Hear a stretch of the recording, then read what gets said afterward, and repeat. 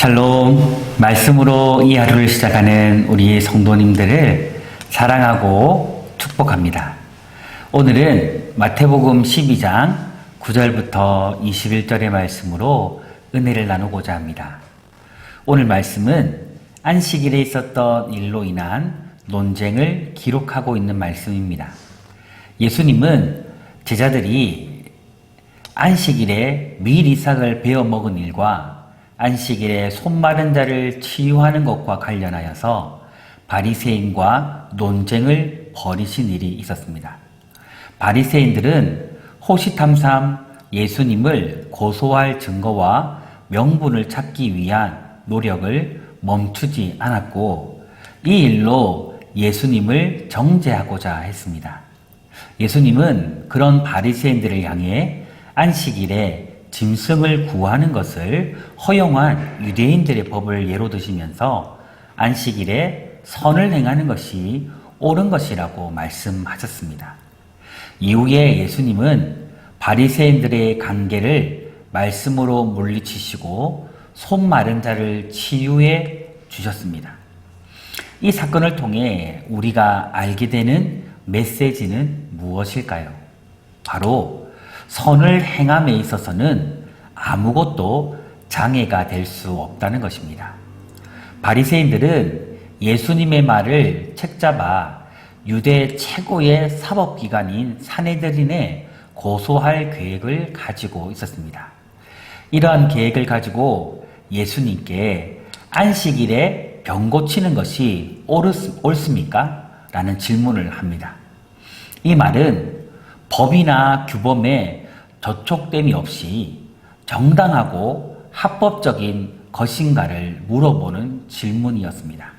한마디로 안식일에 병을 고치는 것은 법적으로 합당합니까? 아니면 합당하지 않습니까? 라는 질문을 한 것입니다. 바리새인들은 이것을 몰라서 물어본 것은 결코 아닙니다. 안식일에 병을 고치는 것이 당연히 부당한 일이라는 것을 강조하기 위해서 예수님께 한 말이었습니다. 당시에 유대인들은 생명의 위협을 받는 병자를 응급치료하는 경우 외에는 안식일에 일반적인 병을 치유하는 것을 노동으로 간주하여서 불법으로 규정하고 있었습니다. 이러한 바리새인들의 질문 속에는 예수님의 흠을 잡아내려는 교활함이 담겨 있었던 것이죠. 그러나 예수님은 이 모든 것을 알고 있었기 때문에 안식일에 손 마른 사람을 치유하셨습니다. 예수님은 구덩이에 빠진 양의 비유를 통해서 양보다 더 귀한 사람에게 안식일이라도 선을 행하는 것이 옳은 것이라고 이것을 통해 말씀하셨습니다. 이러한 오늘 말씀을 통해서 우리가 깨닫게 되는 것은 무엇일까요? 바로 선을 행하는 일에 있어 그 무엇도 장애가 될 수 없다는 것입니다.